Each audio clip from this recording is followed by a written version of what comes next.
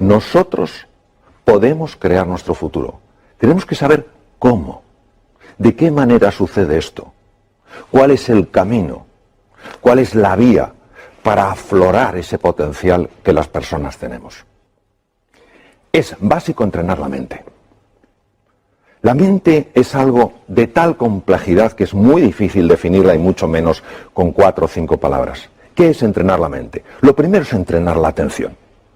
No perdamos más el tiempo enfocándonos en lo que está mal. Vamos a enfocarnos en lo que podría estar bien. No en quién tiene la culpa, sino en qué podemos hacer nosotros juntos. Vamos a usar la imaginación no para generar angustia y preocupación. Ay, ¿cómo va a ser mi vida mañana y pasado? Sino generar posibilidades, algo que nos ilusione. Tenemos que ser capaces, además, de parar ese diálogo incesante que nos pone la cabeza a estallar, con desesperanza, con desánimo, con desilusión. Necesitamos entrenarnos en la reflexión. La palabra inteligencia viene de la raíz latina, interlegere, que quiere decir mirar dentro. Pero ¿qué pasa? Que cuando estamos hablando de entrenar la mente nos suena un poco extraño. ¿Cómo? ¿Es que una persona que quiere aprender un nuevo idioma no tiene que entrenarse? ¿Es que alguien que quiere aprender un nuevo deporte no tiene que entrenarse? Porque la mente no se va a entrenar. Necesitamos entrenarnos en fortaleza mental y en fortaleza emocional. Porque el mundo en el que estamos es un mundo complejo e incierto. Pero una cosa es la complejidad y la incertidumbre y otra es la desorientación. No podemos estar además desorientados. ¿Cómo nos orientamos? A través del entrenamiento mental. La creatividad es básica, todos lo sabemos. ¿Por qué es tan importante la creatividad? Porque es la que te permite aprovechar las posibilidades que la realidad te ofrece para crear un campo de juego que te abra nuevas oportunidades. ¿Pero qué nos pasa? Nos pasa que cuando pensamos en la creatividad pensamos que para ser creativo hay que haber pasado por la universidad, hay que tener 27 másters, etc. Eso no es verdad. La creatividad es consustancial con el ser humano, está en cada uno de nosotros. No hay un solo ser humano que no sea creativo. Lo que pasa es que muchos que sí creen que no son creativos. Y entonces no crean nada novedoso porque ellos no creen que en su interior hay ese potencial. La clave para la creatividad es la pasión. Tenemos que encontrar esa palanca emocional, ese motivo, esa ilusión que nos levante por la mañana con hambre de hacer algo nuevo, de encontrar la relación entre cosas que aparentemente no están relacionadas. Por eso el estado de ánimo es clave, que creamos en nosotros y nuestro potencial. Hay que buscar los recursos emocionales. A ver, si somos honestos con nosotros mismos y empezamos a pensar con calado y con hondura, ¿por qué no hemos conseguido ciertas cosas en la vida? Nos daremos cuenta que la mayor parte de las veces no ha sido por falta de conocimientos o falta de erudición, sino porque nos ha faltado pasión, o nos ha faltado compromiso, o nos ha faltado determinación, o nos ha faltado autoconfianza. ¿Qué es buscar esos recursos emocionales? Es en ese abanico de colores irte a tu pasado y decir, vamos a ver, ¿cuándo en mi vida he tenido realmente coraje? Y seguro que encuentras un momento en tu vida en el que hayas sido valiente y audaz. Tienes que traerlo ahora, tienes que recordar quién eres, porque se nos olvida la grandeza que hay en nuestro interior. Inventar el futuro. La forma en la que creamos nuevas realidades es absurda.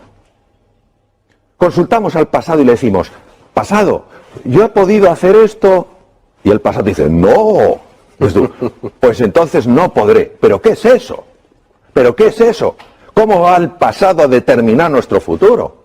Es al revés, ¿cómo hay que hacerlo? Hay que crear esa idea que nos apasione, que nos ilusione, que tire de nosotros y a partir del futuro empezar a construir hacia el presente.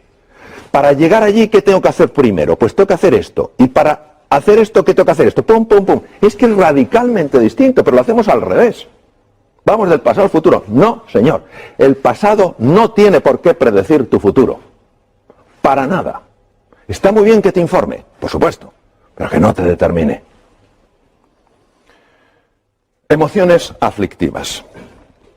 ¿Qué es una emoción aflictiva? Una emoción aflictiva es aquella que no te da nada valioso. Por ejemplo, si yo me encuentro con un tigre, es lógico que sienta miedo, y es muy bueno que sienta miedo porque eso me da opciones de supervivencia. Pero si yo estoy en este estudio contigo, en un entorno agradable y acogedor, y tengo miedo, eso me paraliza, no me da nada. Estamos paralizados por la desesperanza, por la ira, por el miedo. No tiene ningún sentido. Es fundamental que empecemos a comprender un poco mejor cómo gestionar estas emociones aflictivas. Y para eso hay que entender que hay tres estructuras que, si me permites, las voy a enseñar. Una de ellas es la amígdala, viene del griego almendra, está situada aquí en los polos anteriores del lóbulo temporal. Otra es el hipotálamo, que está aquí, y otra es lo que se llama la sustancia gris periacueductal, que está justo aquí, alrededor del acueducto de Silvio. ¿Por qué es importante conocer estas emociones aflictivas? Porque nosotros tenemos sobre todo tres grandes lastres que nos dificultan llegar a ese futuro ilusionante. Primero, la ignorancia. Si yo no soy consciente de mi talento y mi potencial, ¿cómo me voy a atrever? Número dos, la pereza. ¡Ay, la pereza! ¿Cuántas veces el camino correcto no es el camino fácil? Pero el tercero es el miedo, una de las emociones aflictivas más potentes. Entonces, ¿qué podemos hacer para gestionar el miedo? Yo, de todas las cosas que he visto en mi larga trayectoria como cirujano y en muchos temas en los que he estado metido, al final me doy cuenta de una cosa. El miedo, cuando te engancha, hay que gestionarlo por vía física, utilizando técnicas físicas. Técnicas respiratorias, gestionando el diafragma porque es el que te cambia la química hormonal, cambiando el foco de tu atención, utilizando colores. ¿Por qué colores? Pues no lo sabemos, esto lo descubrieron científicos orientales hace miles de años. Los colores tienen un impacto tremendo en el hemisferio derecho del cerebro, que es el que gestiona estas cosas. Nosotros sabemos que al imaginar un color azul llevado a ciertas partes del cuerpo, sabemos que automáticamente empieza a cambiar esa emoción aflictiva. ¿Por qué? Bueno, porque cambia la química, las imágenes generan emociones, las emociones están asociadas a procesos químicos. Entonces, es fundamental que sepamos que el miedo se puede gestionar, por lo menos, para que no nos paralice cuando es una emoción aflictiva.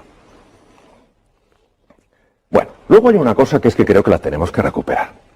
Nos hemos pensado que los éxitos suceden solos. Se ha perdido la cultura del esfuerzo, la cultura del trabajo. A ver, yo a veces me quedo impresionado cuando dicen, aprenda usted inglés en 3 meses, mientras duerme y por supuesto sin esfuerzo. Pero ¿cómo se va a creer uno eso? Pero nos gusta tanto la fórmula, la receta mágica, lo quiero, es mío. Pues, no funciona. Probablemente el inventor más prolífico que existió nunca, Thomas Alva Edison, dijo, el genio es 1% inspiración y 99% trabajo, transpiración, sudar. Entonces, ¿qué quiere decir? Esto es como una goma. Hay que dejar que se tense. Es el momento en que nos cuesta las cosas y tenemos que seguir. No tiremos la toalla.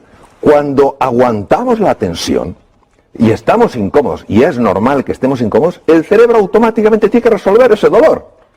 Porque su misión es evitar el dolor. ¿Cómo lo resuelve? Abre la ventana de la inteligencia y la creatividad. Y por eso todos sabemos que cuando hemos aguantado de verdad, de repente, no sabemos cómo, hemos encontrado una ventana, un espacio. Anda, ¿cómo no lo había visto antes?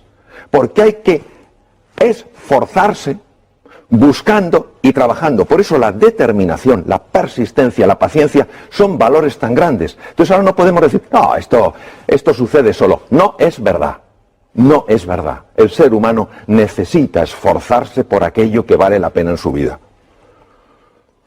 ¿La V de qué? De valores. A ver, creo, desde mi pequeña perspectiva, que necesitamos urgentemente recuperar los valores. Valores que no dependen de un credo, que no dependen de una cultura, que no dependen de una forma de pensar. Están implícitos en la naturaleza humana. ¿Qué es un valor? Un valor es todo aquello que a mí, como ser humano, me perfecciona. Si la generosidad me perfecciona, eso es un valor. Si el coraje, la audacia me perfecciona, eso es un valor. Los valores son los que nos dan guía, referencia. En un mundo marcado por la complejidad y la incertidumbre, ya lo comenté antes, ¿qué es lo que nos da la orientación? ¿Cuál va a ser nuestro faro? Esos valores. Ojo con la sensación de impotencia. Yo la veo continuamente. No sé cuántos, no sé qué. Una cosa es el diagnóstico, y en medicina esto lo sabemos bien. A nosotros nos interesa hacer un diagnóstico correcto. A ver, si yo tengo una enfermedad seria y voy al médico, el médico me dice, no se preocupe, es un catarrillo. Digo, es que médico más simpático, pero no me ha ayudado nada. Yo prefiero que me diga, mire, tiene usted una neumonía, es un diagnóstico más duro que un catarro, pero porque hacemos el diagnóstico correcto le podemos curar. Bien, el diagnóstico actual es un diagnóstico serio. La situación actual del mundo es seria y es compleja. No lo podemos negar, no podemos ser como la avestruz, aunque eso no lo hacen las avestruces, lo de hacer un agujero. No hay una avestruz así de tonta en toda África, vamos, que meta la cabeza bajo tierra, ni de broma. Pero claro, de acuerdo, tenemos un diagnóstico. Luego hay un pronóstico. ¿Qué es el pronóstico? El pronóstico es lo que los expertos dicen sobre eso. El médico te puede decir como experto, tiene usted una neumonía, con el antibiótico adecuado, los antibióticos adecuados, pues en una semana usted se cura. Eso es el pronóstico. Y otra cosa es el veredicto. El veredicto no lo puede dar nadie. ¿Por qué? Porque entre el diagnóstico y el pronóstico y el veredicto hay un espacio enorme. ¿Cuál? El uso de mi libertad y de mi potencialidad como ser humano. Todavía me acuerdo de una persona en el Memorial de Nueva York, uno de los mejores hospitales del mundo, unos 2 mejores, tenía un carcinoma pulmonar en variedad muy severa y muy avanzada. Le dijeron, tiene usted 3 meses de vida. Diagnóstico era correcto, carcinoma pulmonar en un estadio muy avanzado. Pronóstico, desde el punto de vista estadístico, usted tiene 3 meses de vida, pero se lo dijeron como un veredicto, usted tiene 3 meses de vida. Y este señor dijo, lo siento, compro su diagnóstico, compro su pronóstico, pero no su veredicto. Tengo demasiadas cosas que hacer. Vivió 3 años. Entonces, esto no es sencillamente un caso extraño. ¿Qué es lo que nos perdemos? Nos perdemos lo que puede emerger del ser humano cuando ese ser humano dice, ahora yo, ahora me toca a mí. Esta es la historia de Sísifo, condenado por Zeus, un dios más bien poco piadoso, a subir una piedra. Y cuando la había llevado a lo alto de la colina, la propia piedra bajaba y él volvía a hacerlo. Esto lo estoy viendo continuamente, la sensación de desesperanza. Haga lo que haga, para nada sirve. ¡Claro que sirve! ¿Cómo no va a servir? De hecho, es lo único que sirve. Pero si tú crees que no sirve, dejarás de esforzarte como te puedes esforzar. Y entonces se cae en la desesperanza. Este es el drama de hoy. El drama de hoy no es ya la dificultad que hay, que es real, sino nuestra sensación de impotencia que le está acompañando. Uno se pregunta, ¿por qué tuvo tanto impacto esta película durante la Segunda Guerra Mundial? Porque habla de las creencias. Son 3 personajes que van con Dorothy, cada uno se ve limitado por algo. Y hay un mago que se supone que es un ser enorme, con unas voces tremendas, y al final se dan cuenta que es un hombre con una megafonía. Es chiquitín y tiene una megafonía. Así son nuestras creencias limitantes, esos programas que tenemos metidos. No puedes, no llegarás, no serás capaz. Pero si esos son puras entelequias, lo que pasa es que las vivimos como reales. El oráculo de Delfos. Un griego está consultando al oráculo de Delfos.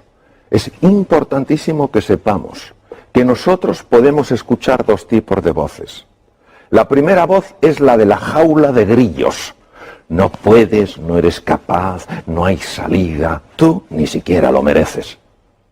A eso hay que escucharla. Y hay otra que es el maestro interior, que te dice confía en ti, cree en ti. ¿Cómo notas que te habla uno u otro? Es muy fácil notarlo. Cuando te habla el maestro interior, notas paz y serenidad.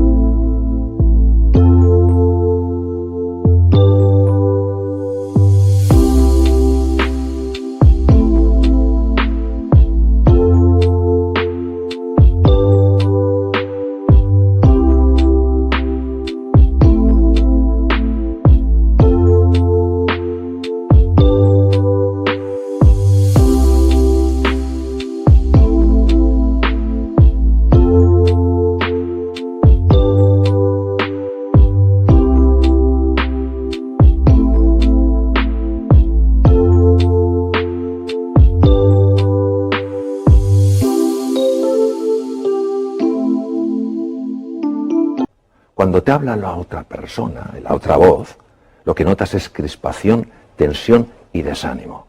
Es fundamental que prestemos atención a la voz que nos ayuda, no a la que nos anula. Bueno, esto a mí como médico me impacta profundamente. La actitud, ¿qué es la actitud? La actitud es cómo me posiciono yo frente a una realidad. Está más que demostrado médicamente que la actitud de una persona frente a una enfermedad afecta a todos estos niveles. Los linfocitos, ¿qué son linfocitos? Células que atacan bacterias, virus, tumores. Células fagocíticas, los fagocitos, lo mismo, los engloban de otra manera. Macrófagos, son el servicio de limpieza del organismo. Se ingieren, destruyen todos esos detritus para que no se infecten. Anticuerpos, fibroblastos, generadores de la cicatriz. Todo esto es afectado por la actitud. Y uno dirá, ¿pero cómo es posible? Porque la actitud afecta mis emociones. Mis emociones son procesos químicos. Y todas estas células que vemos en la pantalla tienen receptores para esas moléculas. Claro, no es lo mismo que a un linfocito que tiene que pelear con una bacteria se le pegue la molécula del entusiasmo que la del desánimo. Porque imagínate un linfocito acercándose a una bacteria con la molécula del desánimo y el propio linfocito, claro, en el lenguaje linfocítico, diciendo, oh, yo con esta bacteria no tengo nada que hacer, yo me voy. Pero es que es así, es decir, lo digo en un plan un poco desenfadado, pero es que es así, es que se ha demostrado que estas células reaccionan de manera radicalmente diferente según las moléculas de la emoción que se ajusten. Nelson Mandela, se puede aprender tanto de este hombre, que podía haber odiado tanto a sus carceleros. Tanto, tenía tantas razones. Y lo único que le importó es la reconciliación. Y él decía que la última libertad, la que nunca te quitarán, es tu libertad interior, tu libertad creativa. Claro que la libertad para moverte, esa te la pueden quitar. De hecho, él estuvo encarcelado 27 años en Robben Island. Pero tu libertad interior, ¿cómo quieres tú posicionarte frente a algo? Él eligió posicionarse no desde el odio, sino desde la voluntad de la reconciliación. Porque él sabía que no era el único prisionero, sabía que sus propios carceleros eran prisioneros de su propio odio. Vaya mensaje. Hombre o máquina, no podemos estar esclavizados por programas mentales. Por programas mentales que nos alteran. No somos criaturas que solo reaccionemos, que nos pinchan y quitamos el brazo, que nos queman y quitamos el otro brazo. Hemos de recuperar nuestra libertad interior y decir, de acuerdo, esta situación es dura, esta situación es compleja, no me gusta. Yo, si hubiera podido, no la hubiera elegido, pero me ha tocado. ¿Qué puedo hacer para relacionarme con esa situación con mucha más potencia y mucha más energía? Entonces, en ese momento, cuando yo utilizo mi libertad interior, mi libertad creativa, ¿qué es lo que me hace verdaderamente humano? Salgo de la dimensión de máquina. Ya no reacciono, ya no soy alguien que dependa exclusivamente de las circunstancias. Soy influido por las circunstancias, pero no soy determinado por ellas. Bueno, esto de llegar a las reuniones. A ver, ¿cuántos problemas tenemos hoy? Muchos. Pero si la energía para resolver problemas, esa es una energía que nos debilita. Lo que hay que decir es, señores, ¿qué desafíos tenemos hoy sobre la mesa? Se ha visto, cambiando palabras, problemas por desafíos, cómo la sangre cambia, porque cambian las hormonas, cambian las moléculas de las emociones. Entonces, vamos a dejar de hablar tanto de lo que está mal y vamos a hablar un poquito más de qué está pidiendo de nosotros la vida.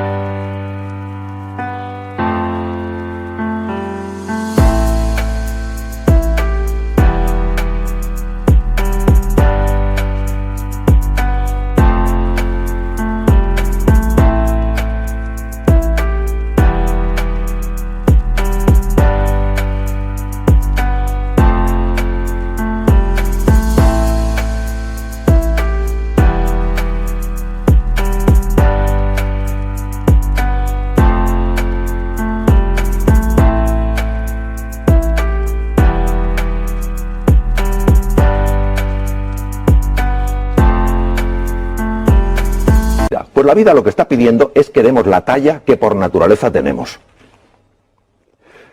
Voy a terminar con 3 animales. Los 3 para mí tienen un mensaje.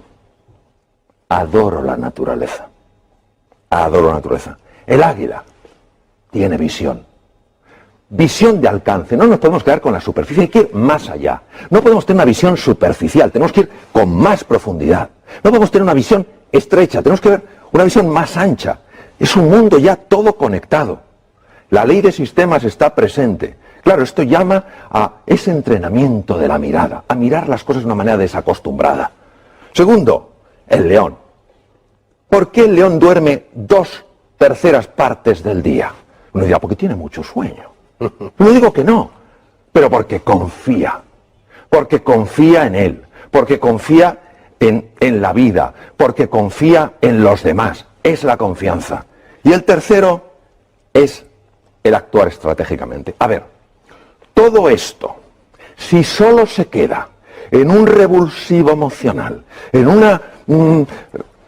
algo que me ilusiona, en algo que me entusiasma, pero no cojo yo y digo, y ahora me toca a mí dar el primer paso, no sirve para nada. Entonces, la actuación estratégica, es decir, bueno, quiero llegar aquí, ¿qué 4, 5, 6 cosas puedo poner en marcha simultáneamente para encaminarme?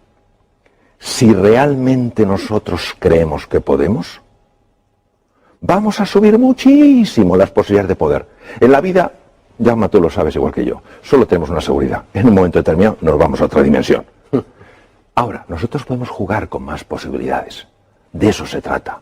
Creyendo más en nosotros, en todos nosotros, y poniéndonos en marcha como aquellos que creen, desde luego es así como inventamos nuestro futuro.